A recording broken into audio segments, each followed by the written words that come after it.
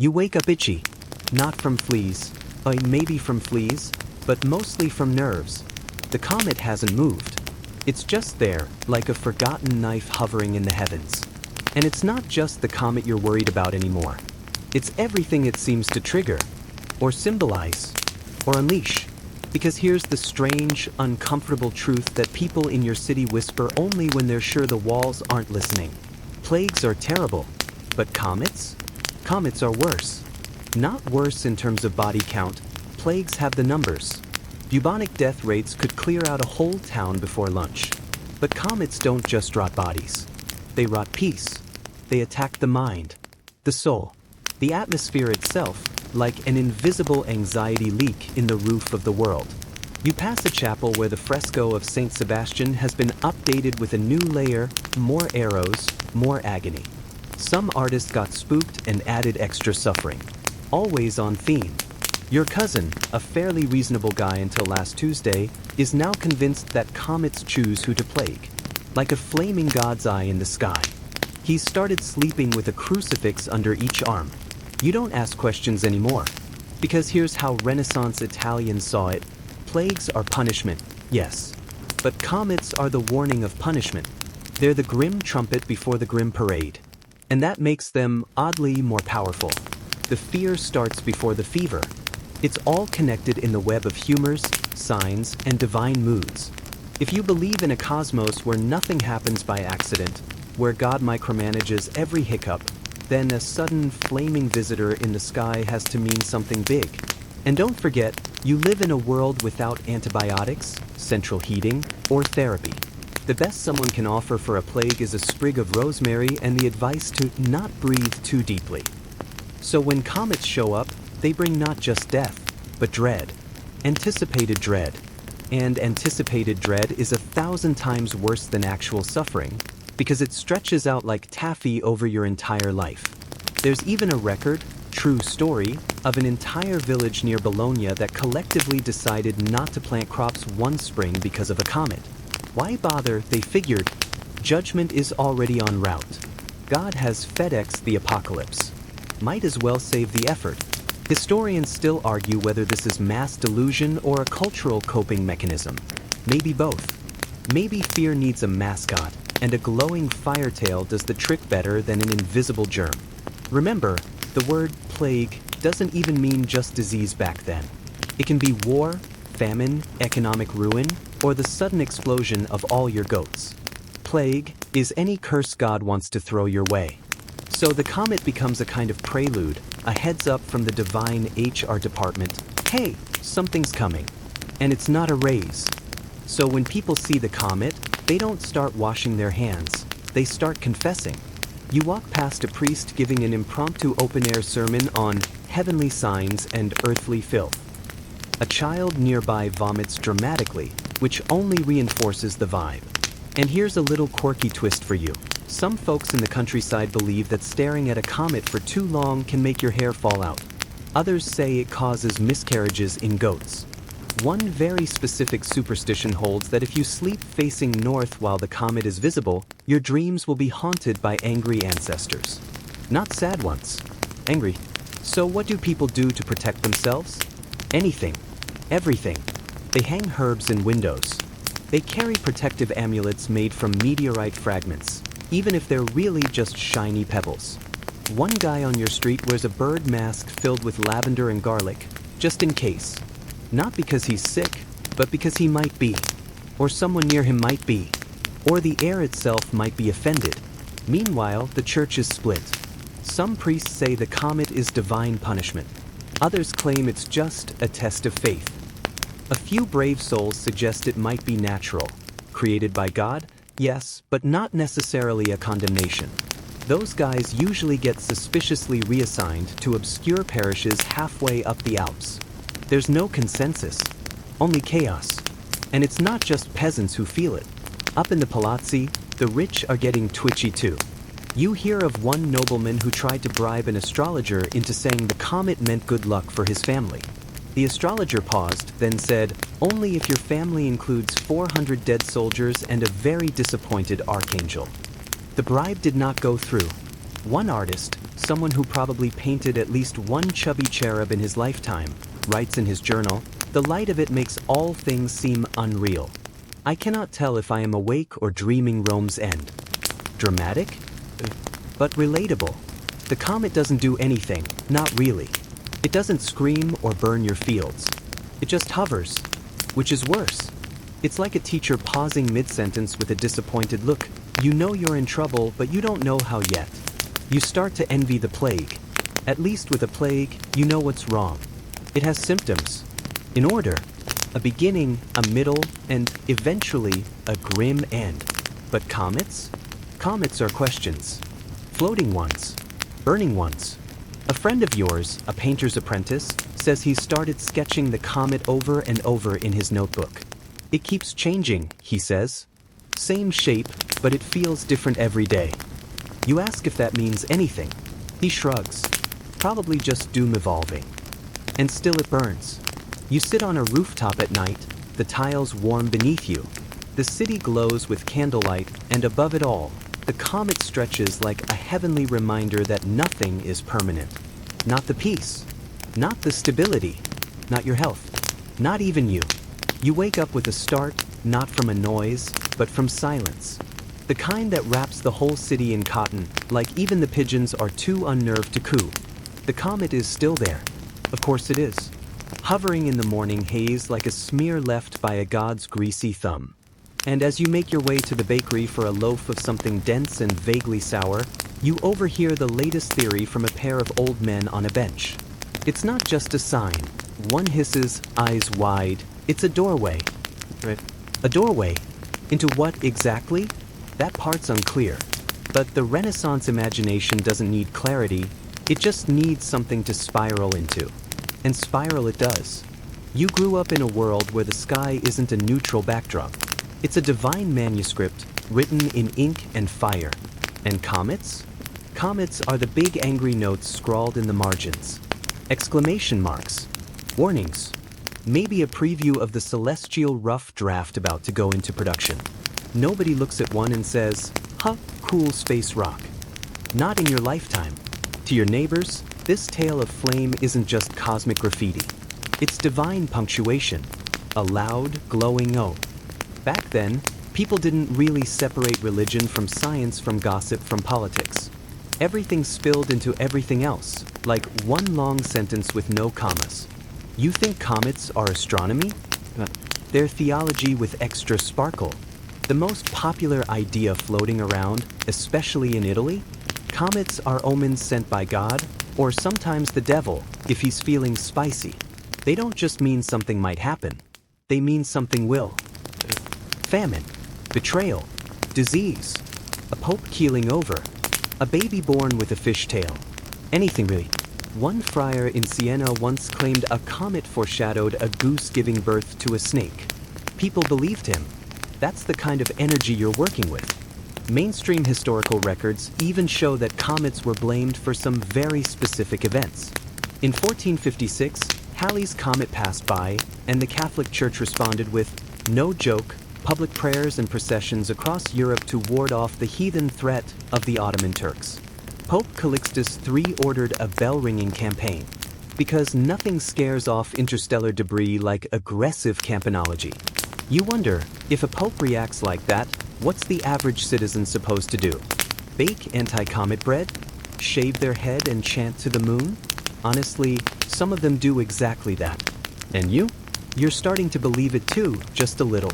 Even though part of you rolls your eyes, the other part watches the sky like it's about to cough up a plague-ridden angel. Better safe than divinely smited. What's fascinating, and frankly exhausting, is how comets get customized like horoscopes. To a soldier, they mean war. To a merchant, bankruptcy. To a midwife, stillbirth. One glowing tale, 10,000 interpretations. Everyone sees what they fear most reflected in that burning streak. And here's the kicker. Historians still argue whether these beliefs were truly universal or more of a social performance.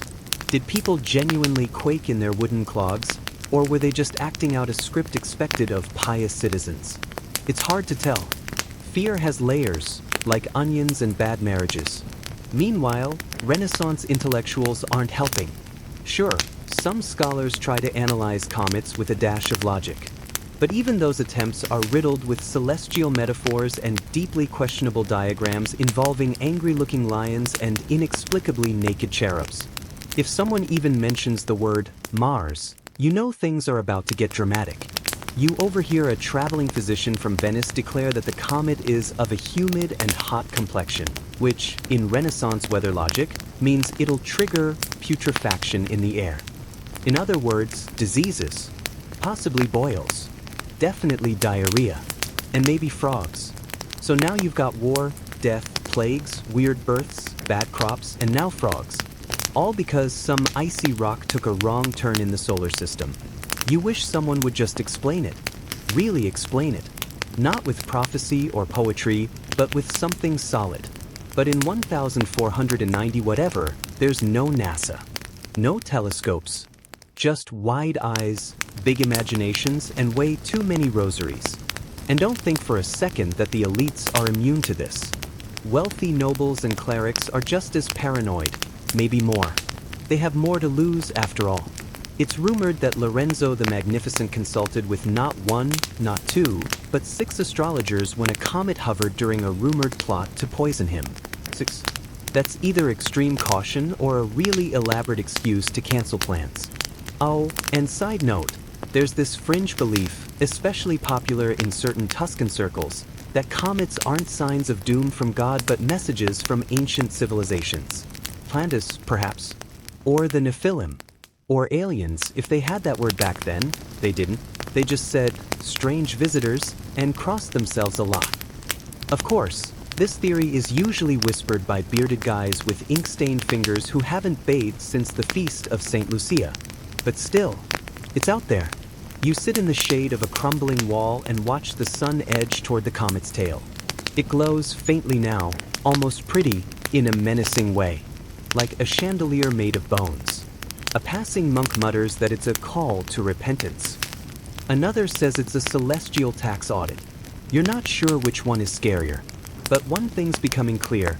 People fear comets not because they don't understand them, but because they do. In their own way, they understand them as signs, as judgment, as cosmic commentary on how things are going down here on Earth. Spoiler, things are rarely going well. And while plagues might gut the body, comets poke at your soul. They make you think, reflect, regret, wonder whether that time you stole an almond tart from your cousin was the final straw for the universe. The sky burns on, and somewhere inside you, a new idea sparks. Maybe the worst part of a comet isn't what it causes. Maybe it's the waiting. Hey guys, tonight we slip back into a time when every candle cast a long shadow, and every whisper of wind could mean the sky was changing. You're strolling through a dusky square in Florence. The year is somewhere in the 1490s, and the air smells faintly of roasted chestnuts and too much incense. Behind you, a street performer is packing up his puppet show, wooden saints and devils jangling together in a canvas bag. Ahead, the bells of Santa Croce chime slowly, a bit off-key, and everyone pauses. You look up and freeze, because there it is. A reddish smear stretching across the sky, long and curling like a cat's tail dragged through ash. A comet. And it's just hanging there. Too silent. Too close. You probably won't survive this. So, before you get comfortable, take a moment to like the video and subscribe, but only if you genuinely enjoy what I do here. And tell me where you're listening from and what time it is. I love seeing how far this sleepy little rabbit hole reaches.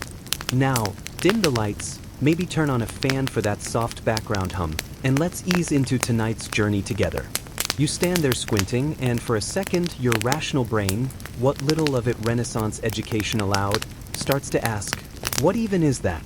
But the rest of you, the part that's been raised on sermons, stories, and deeply superstitious gossip, already knows. It's bad news. Maybe the worst kind. The guy next to you crosses himself 3 times. A woman clutches her child tighter. Someone mutters something about a new pope dying soon. You feel your stomach churn, but not because you ate the questionable figure. This is cosmic. You're witnessing a celestial warning, a kind of heavenly angry email, but in fire and vapor. The most popular idea circulating at this point in history? Comets are omens. Period. You don't debate it, because the last guy who questioned that sort of thing now lives alone on the outskirts of town, mumbling to goats. This isn't just a belief, it's baked into everything. Literature, policy decisions, astrology scrolls, the way people plan weddings. And tonight it just got personal. Let's zoom in a little. It's not like no one's ever seen a comet before. Your great-grandfather probably gawked at one in 1402. But this one feels different. People say it's red, and red means war. Or blood. Or plague. Or maybe all three if you've really ticked off the heavens. In fact, across town, a barber is closing his shop early, not because he's afraid of missing dinner, but because he heard a comet like this appeared the year before the French invaded Naples. And what happened then? Bodies. Heads on spikes. General unpleasantness. You know, the usual. And here's the kicker. Historians still argue whether this comet was even real. Some think it was exaggerated later in Renaissance chronicles to spice up a dull year. Others believe it was Halley's Comet, showing up fashionably late and terrifying everyone. Either way, the fear? Very real. The air that night buzzes in that almost electric way before a thunderstorm. Priests hurry through alleys, knocking on doors and reminding people to pray. You hear the muffled chant of a nearby monastery, something Latin and urgent. Your neighbor lights an extra oil lamp and sets it in the window, maybe so God can see her devotion from space. You try to sleep, but forget it. Every creak in the house sounds like the earth tilting. You dream in symbols. Flaming swords, rivers boiling backwards, your aunt exploding into stardust. Standard Renaissance nightmare fuel. By morning, the comet is still there. Longer. Maybe closer. People start asking strangers on the street, "Did you see it move?" Someone swears it blinked. Another says it whispered her name. You don't believe that, obviously, unless it was your name? Merchants argue over whether to open their stalls. After all, who's buying velvet when the apocalypse is trending? Let's not forget, this is Florence, home of the Medici, home of artists and mathematicians and philosophers. Yet when a streak appears in the sky, even the smart ones start acting like the sky is a gossiping aunt who just found out you skipped mass. Lorenzo de' Medici himself, back when he was still breathing and not dramatically dying from gout, had his court astrologers track these things like stock prices. And when one appeared, you'd better believe it showed up in the next painting or play, hidden in the background like a divine watermark. It wasn't just fear, it was fashionable fear. You can't escape it. Not in your church, not in your streets, not even in the jokes kids whisper behind their hands. One particularly unsettling street rhyme from this period goes, "If the sky grows a tail slash, then the baker will fail slash, and the pope might be jailed slash, and all flesh will grow pale." Not comforting. And yes, fun fact, comets were often blamed for everything from political coups to bad harvests. In Milan, a noble family once blamed a comet for a failed engagement. She dumped him, so clearly the sky interfered. But let's come back to you. You, standing barefoot in your bedroom, peeking through wooden shutters, heart thudding like a war drum. You don't know about solar winds or icy nuclei. All you know is that the stars don't usually change. And when they do, it means something. Something bad. You blow out your candle and lie back down, eyes open. Somewhere outside, a dog starts howling. You try to laugh it off, but your voice cracks. Because deep down, in your most vulnerable, irrational self, you wonder, did we do something to deserve this? You step carefully through the morning market, past carts sagging with wilted greens and fish that may have been fresh sometime last week. It smells like thyme, sweat, and quiet panic. No one says it out loud, but the comet's still up there watching. And just like that, the sky has become part of every transaction. Even buying onions feels apocalyptic. Someone set up a stall, not for fruit or bread, but for predictions. Readings based on the comet. The sign says, painted in smeared red ink that makes the whole thing look like a murder confession. The man behind it wears velvet robes, a thin beard, and the smug expression of someone who's never had to harvest turnips. You approach, curious. He looks you over and says, Mercury's weeping for your house. Avoid goats this week. Classic. You've just met your city's version of the Renaissance astrologer. He may not seem like much, but men like him hold power. Not real power like soldiers or popes, but the kind of power that shapes moods, sparks panic, and occasionally leads to someone getting imprisoned because Mars wandered too close to Saturn. Welcome to the world of the astro-influencers. Astrology in Renaissance Italy isn't just hobby reading tucked into the back of a tabloid scroll. It's serious business. Court astrologers have titles, salaries, and influence. Some are consulted before royal marriages, troop movements, and major feast days. And when a comet appears, they're suddenly booked solid. Mainstream historical records show astrologers scurrying from one noble house to another, charting birth stars and planetary alignments, interpreting what the heavens mean today. The pressure is high, get it wrong, and your client might behead you and burn your notes. Renaissance Yelp reviews are brutal.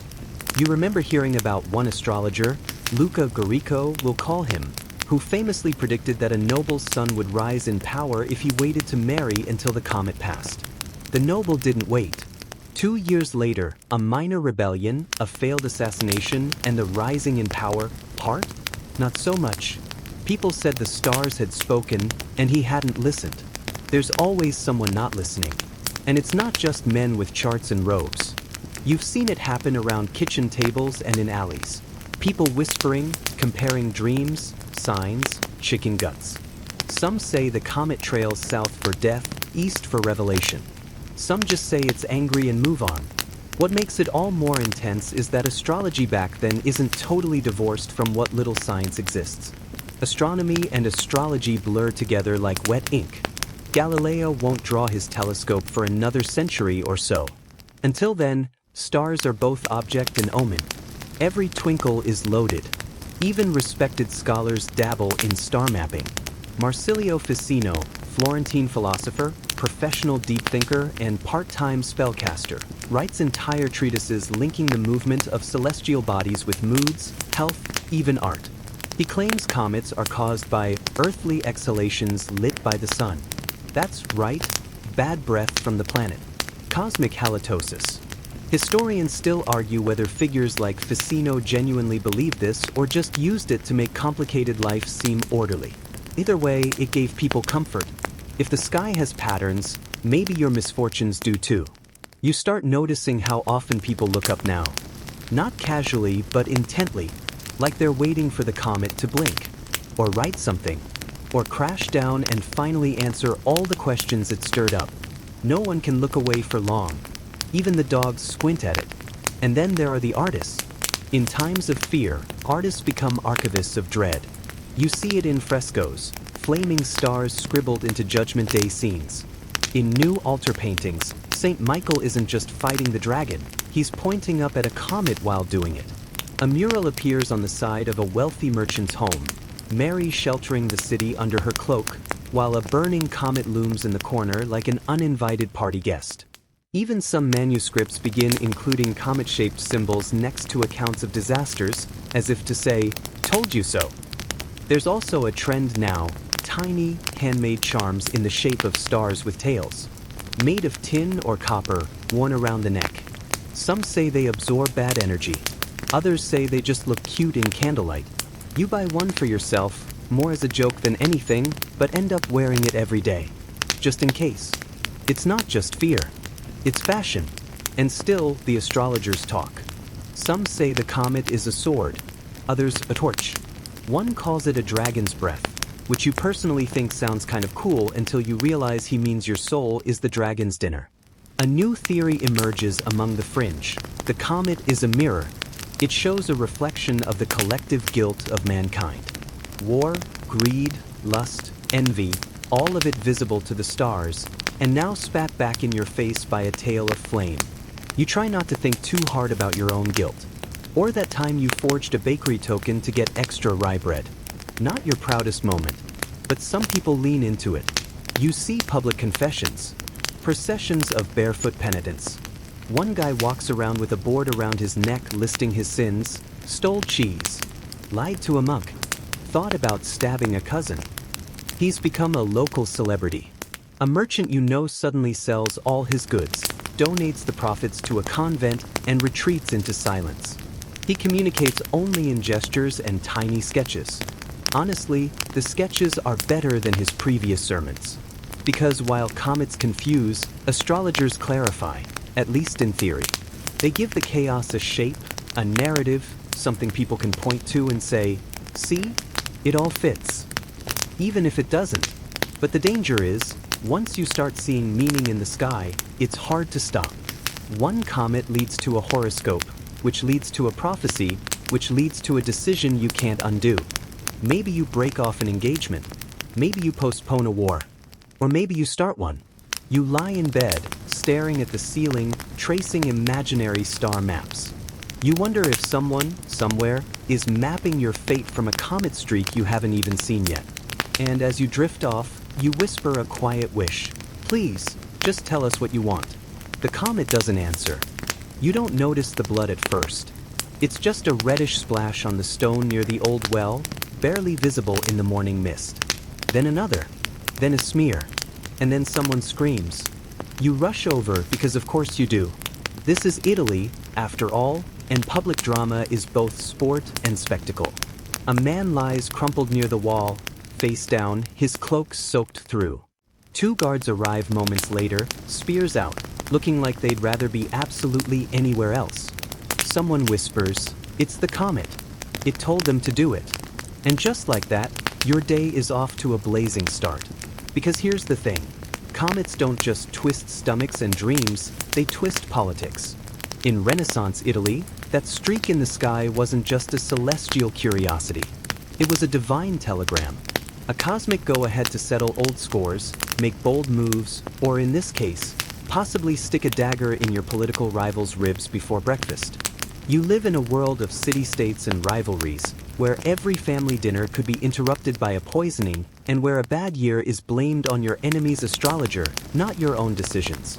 And when something wild appears in the sky, you bet the Borgia are gonna Borg. The Borgia family, if you've somehow been spared their reputation so far, are basically the Renaissance's version of reality TV villains. Ruthless, dramatic, weirdly charismatic, and always plotting. And Rodrigo Borgia, also known as Pope Alexander VI, has a comet-shaped cloud trailing behind his papal tiara at all times, metaphorically, of course. Or maybe not. The year 1492? A comet's visible that summer. Same year Rodrigo gets elected pope. Coincidence? Nothing is coincidence in this timeline. Rumors fly that the comet foretold his rise, but also that it foretells his fall, which is incredibly unhelpful for betting purposes. Historians still argue whether comets genuinely influenced Borgia decision-making, or whether the family simply capitalized on public fear. Either way, it worked. When people believe God is leaving Yelp reviews in the sky, it's very convenient to position yourself as the interpretive middleman, especially if you're already wearing robes and carrying a scepter.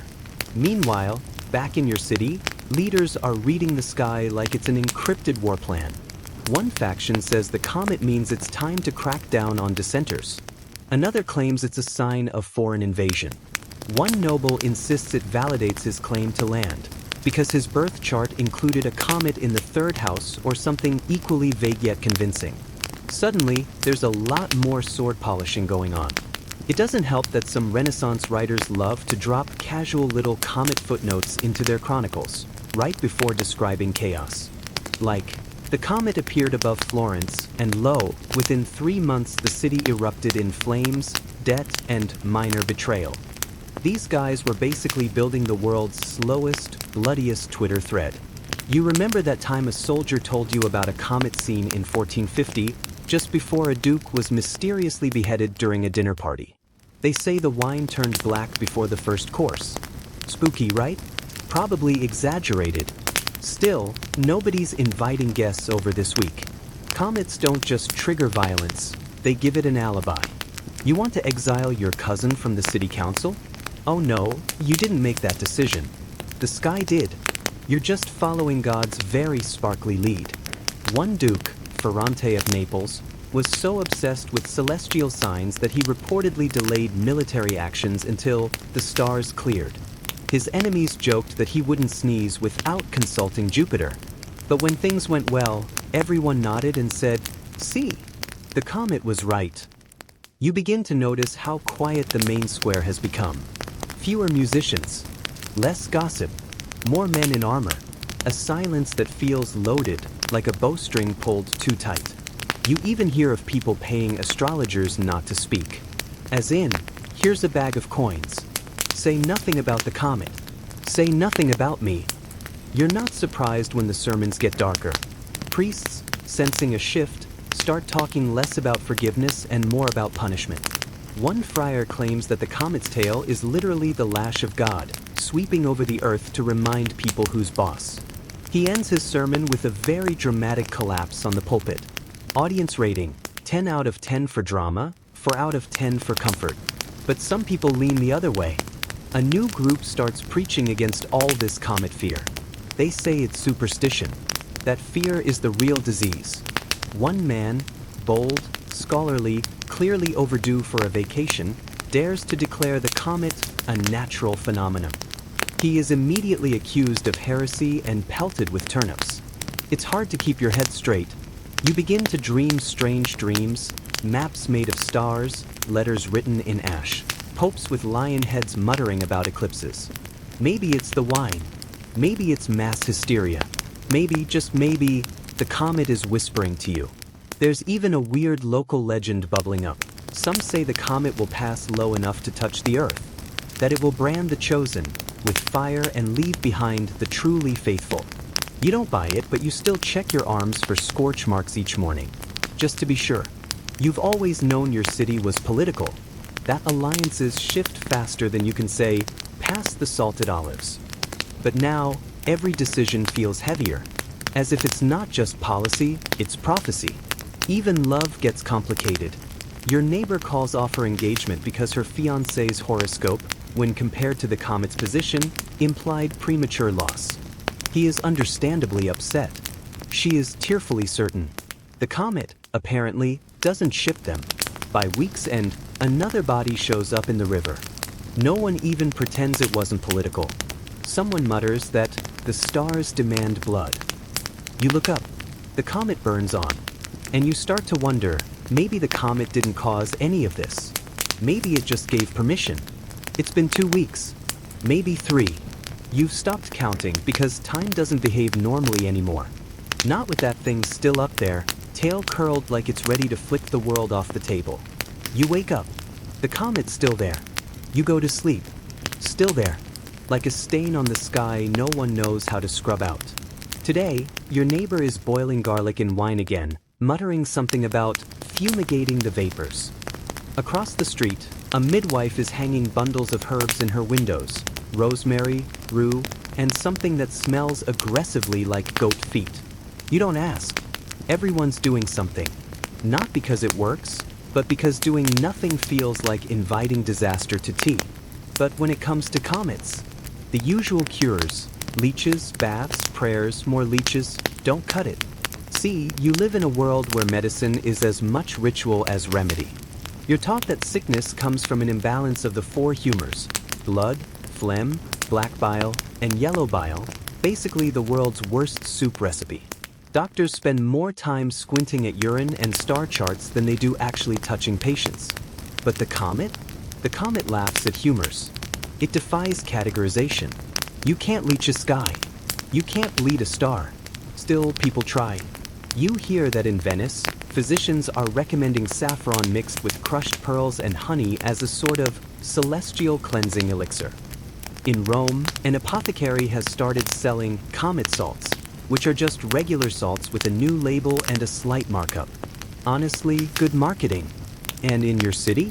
Someone has convinced a group of anxious nobles to invest in a protective dome made of oiled silk and mirrored glass, supposedly to reflect the comet's energy. It doesn't even cover a full room.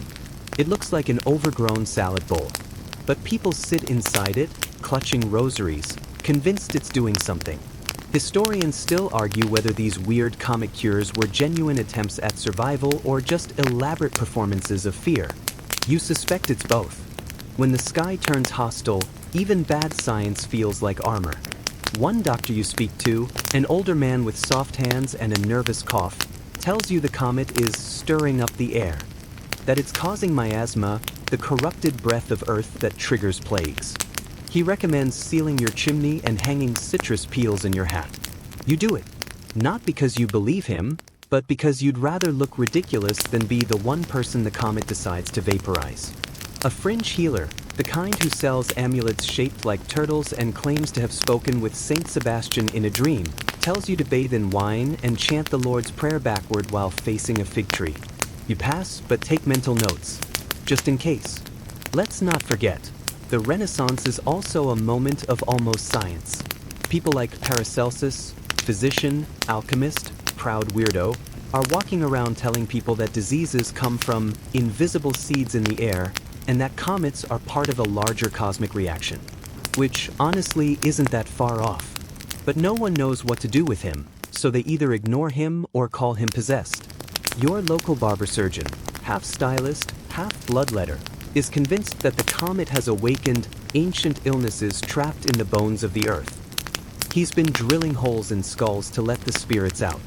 People pay him to do it. You, meanwhile, develop a persistent cough. Is it the air? The stress? Or has the comet chosen you?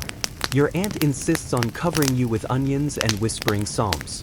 It doesn't help the cough, but you do get very few visitors that week. And here's the dark irony. During plagues, you know who's sick. There are symptoms, stages, the whole horrible routine. But with a comet, it's like the world itself is sick. The ground feels wrong. The wind tastes metallic. Birds fly in strange patterns. Even the rats seem confused. People begin to report strange visions. One woman claims the Virgin Mary visited her and told her to stop eating cheese. A boy says he saw an angel pour ink from the comet into a wine barrel. A shepherd in the hills swears he found a lamb with no mouth. Was it real? Was it fear? Was it too much fermented goat milk? All three? Even the animals are acting out. Your cat, who normally lounges with disdainful authority, now yowls at windows at random hours. A neighbor's dog refuses to enter certain alleys. The chickens are laying eggs shaped like teardrops. Something feels off, and the physicians have no answers. One doctor finally admits, over too much wine, that he's terrified. I can cure fever, he says. I can set a bone, but I cannot cure a sky. And that's the heart of it, isn't it? You can't fix the heavens. You can't stitch the stars. You can only react, clumsily, theatrically, desperately. So people retreat into rituals. Not because they work, but because they're familiar. If you say enough prayers, burn enough herbs, drink enough bitter tonics, you might trick yourself into thinking you have control. And when someone suggests that comets could be natural, that they aren't divine punishment or cosmic rot, you laugh. Not because you disagree, but because it doesn't feel natural. Natural doesn't make the moon look sick. Natural doesn't make your dreams spiral into fire. You begin to wonder what would happen if the comet never left. If it just stayed there, forever. A permanent reminder that the universe is big, cold, and utterly indifferent to whether you live or die. That thought makes you dizzy, so you focus instead on peeling oranges. Their scent cuts through the fear, if only for a moment. You join a group pilgrimage to a hilltop shrine. Not because you believe it will work, but because walking together makes the silence less sharp. The path is steep. Someone drops a candle. No one picks it up. At the shrine, people kneel. They offer trinkets, whispers, sobs. You sit at the edge, watching the comet hang like an eyelid refusing to blink. You close your own eyes, briefly, and wonder, is it better to understand the world and feel powerless, or to not understand and feel protected? And in that moment, with wind brushing your cheeks and candlelight flickering on stone, you realize, medicine can't cure the sky.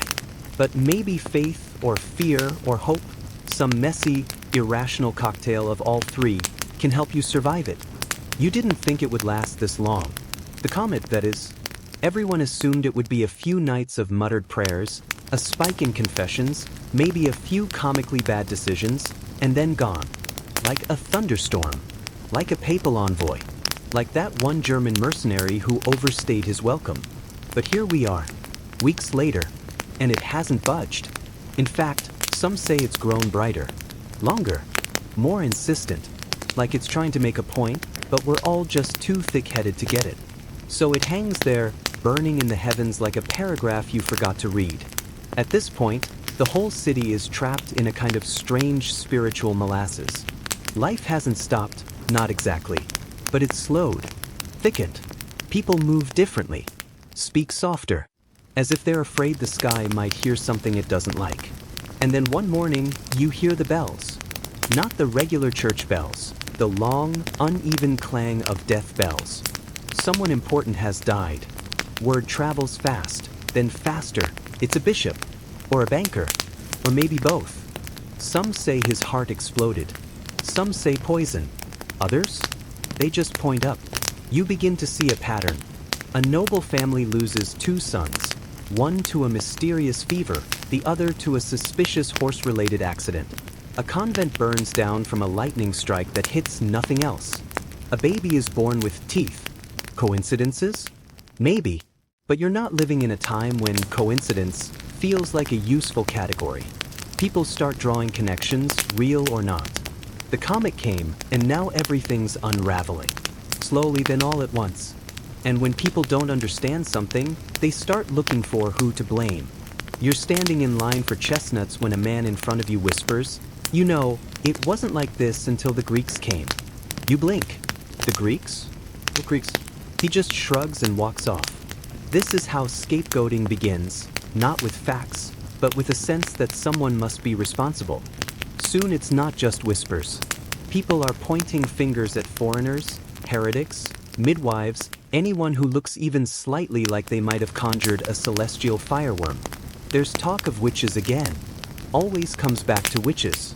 One woman, a widow who sells medicinal oils, has her windows shattered after a child claims he saw her speaking with the sky. She disappears by morning. No one investigates. Even among scholars, tensions are rising. One faction insists the comet is a natural, cyclical event.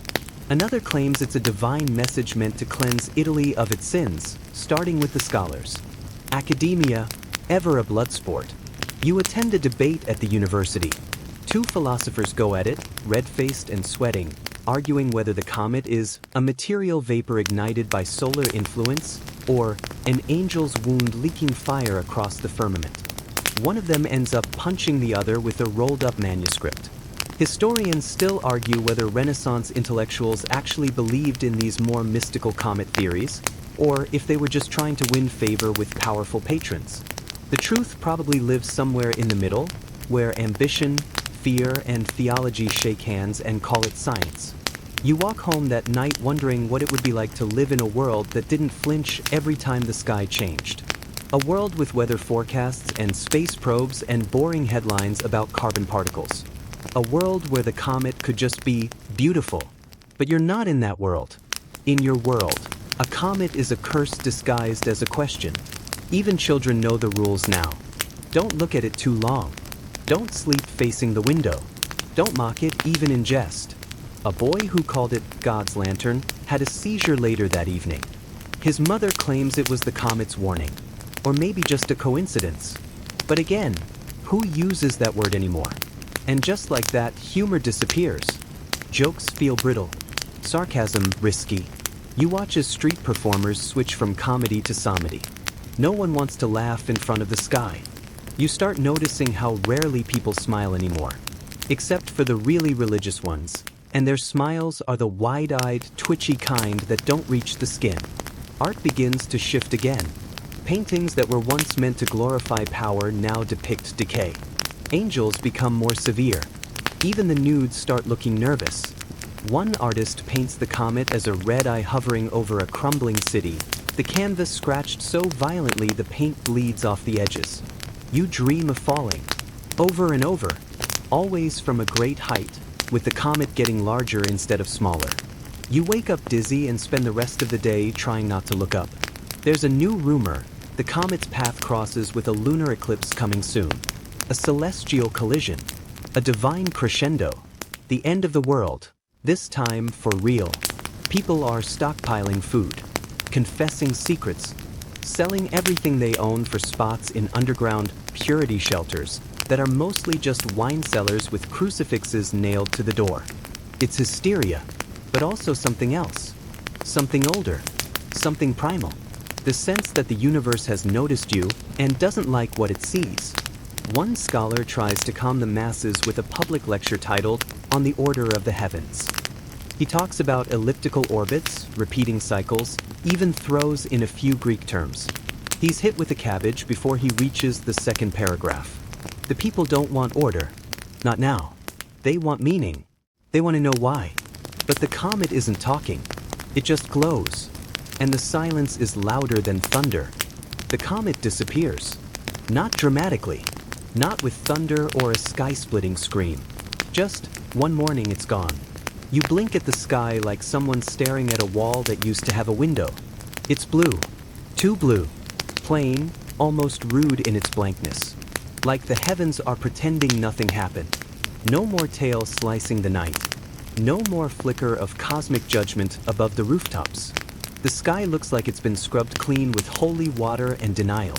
And that's when the real weirdness begins.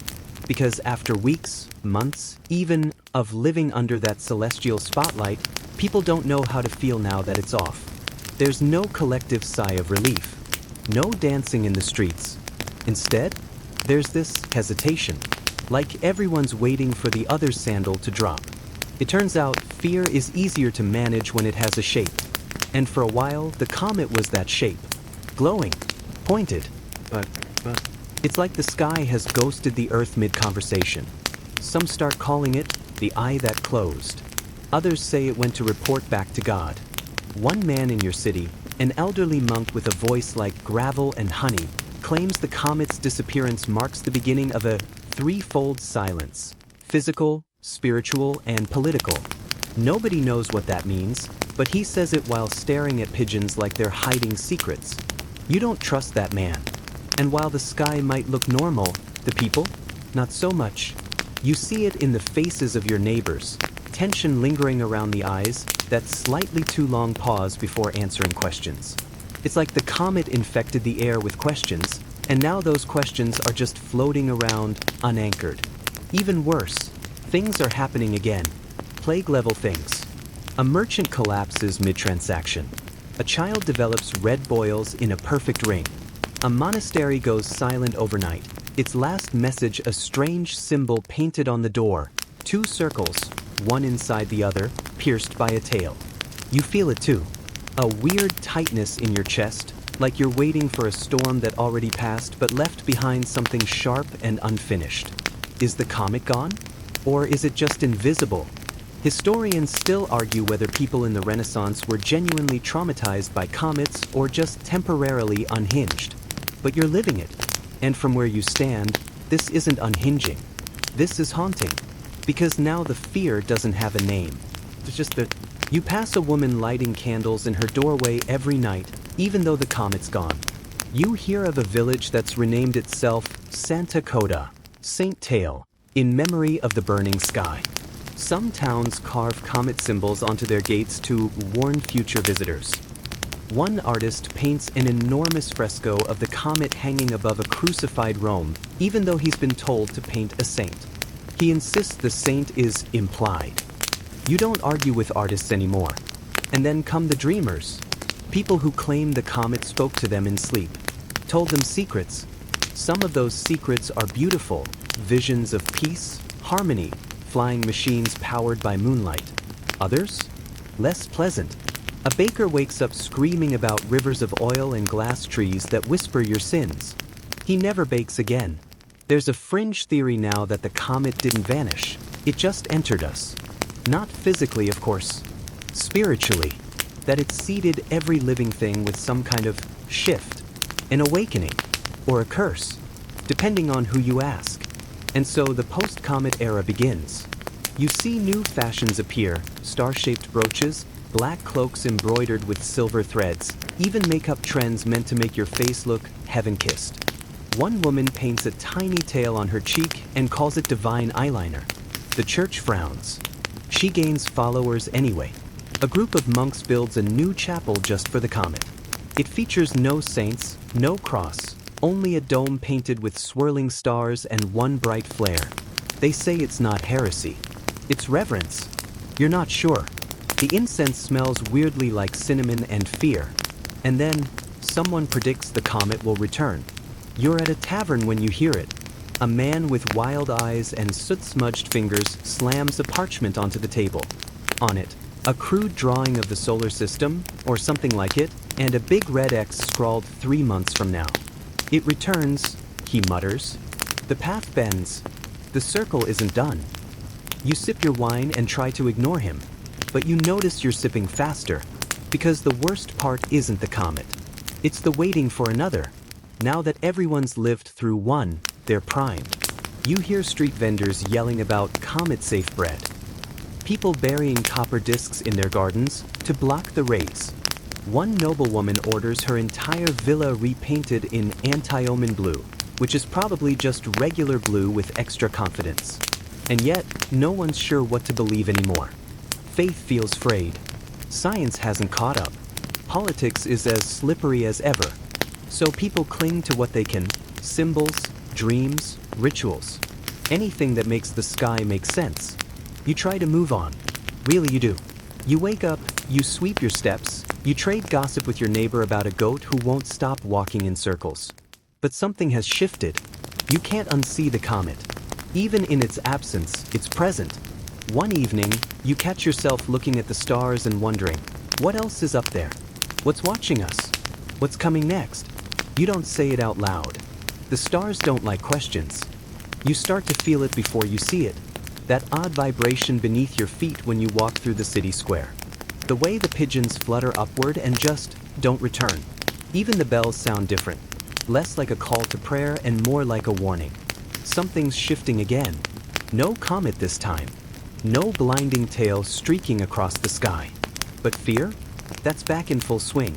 The thing is, once a city lives through a celestial panic, it develops a sort of scar tissue. And like any good scar, it itches when the weather turns. That itch now crawls up your spine as you pass the cathedral and notice the new statue, St. Clair, eyes turned skyward, clutching a flaming star like a bouquet. You don't remember ordering that. No one does. It's a gift, apparently, from a northern patron, which means probably guilt, or maybe taxes. And it's not just art. All around you, signs of a subtle rebirth start appearing.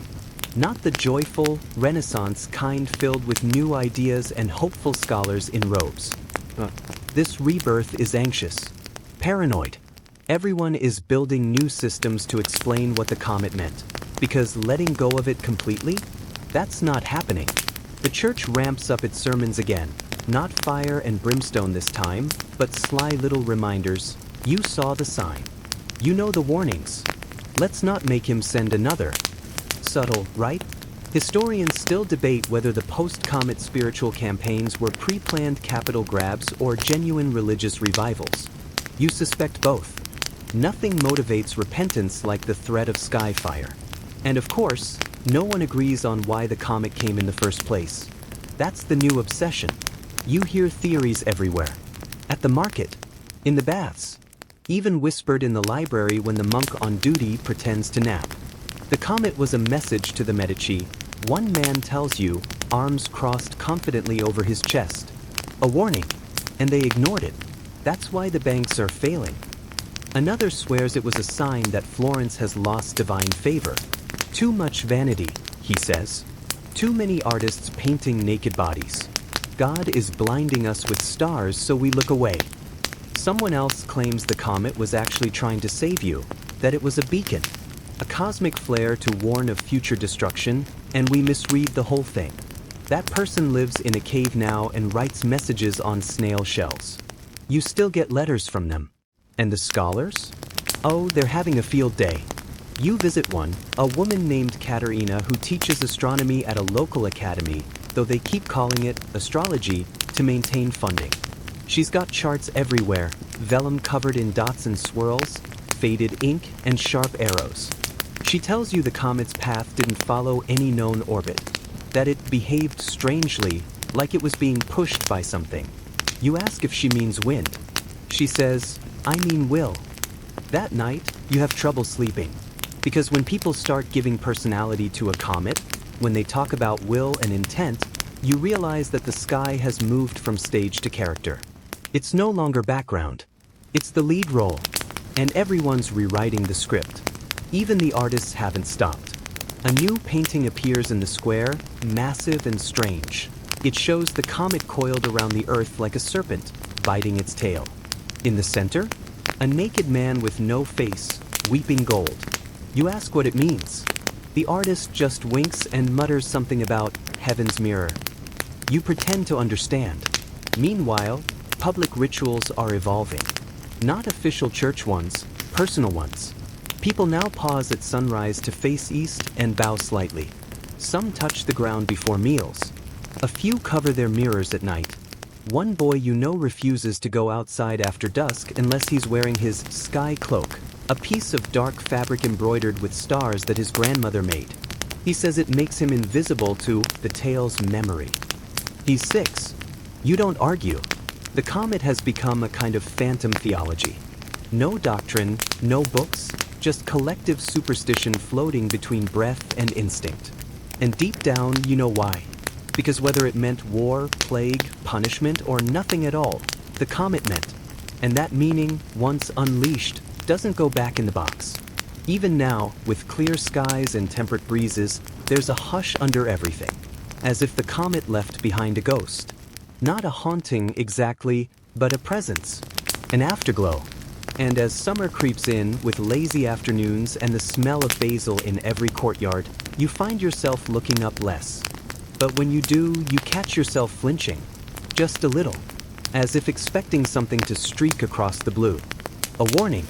A question. A sequel. You start writing in a journal. You've never kept one before, but something tells you, this isn't over. Not really. That someday, someone will ask, what did the sky say back then? And you want to be able to answer. So you write, we saw a fire in the heavens and imagined our own reflection. And for a while, that was enough to make us believe, confess, rebuild, and fear again. The sky burned, and we remembered we were small. Then it vanished, and we pretended we weren't. You close the journal. You don't sleep that night, because the sky is quiet again. And somehow, that's worse. You don't realize it at first, but life has resumed. It creeps back in like ivy through cracks in a forgotten wall. One day, the baker hums while kneading dough again. Another, the fountain starts flowing properly, its sputtering replaced with a cheerful gurgle. Children chase each other across cobblestones without glancing upward. Someone laughs, not the nervous, throat-tight kind, but a proper belly laugh that echoes down the alleyway like a bell. You still look up sometimes out of habit, but the sky stays stubbornly uneventful. Just clouds, stars, maybe a smudge of moon if you're lucky. And yet, nothing feels quite the same. You've seen it before, how disasters fade from the public eye but not from the bloodstream. The comet is gone, yes, but it lingers in the muscle memory of the city. In the way candles burn lower now. In the extra second of silence before a prayer ends. In the whispered debates behind closed shutters about what it all meant. Historians might someday argue whether the Renaissance truly changed after the comet, or whether people just needed something to blame their feelings on. But you, who walked through it, who flinched every time the wind shifted, who memorized the shape of fear, you know the answer. It changed everything. Start with the stars. Once a thing of wonder, they're now half revered, half resented. Astrology has surged.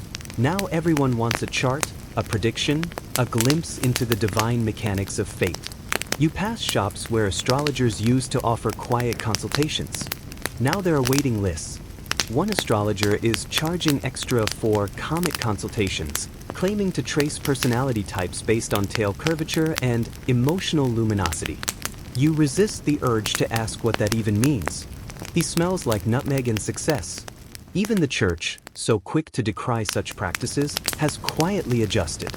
A new mosaic appears above one cathedral door, blending the usual saints with celestial bodies. Halos now resemble starbursts. One bishop calls it sacred astronomy. Another just sighs. There's a new kind of art too. Not the grand, frescoed masterpieces you've grown used to, but small, strange things. Paintings of the sky that glow in candlelight, woodcuts of cities under swirling heavens, even poems scrawled on parchment and tied to potted olive trees, verses about stars, tales, gods with burning eyes. You collect one. Just to remember, a fringe philosopher begins lecturing in the square. He calls himself the Tale. No one knows his real name. He claims the comet was not divine, but sentient. Not a punishment, but a test.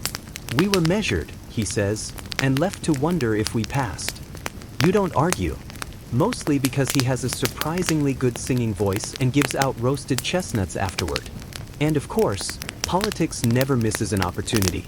A certain noble family, let's call them the Castriani, claim they predicted the comet's arrival and departure using an ancestral sky codex.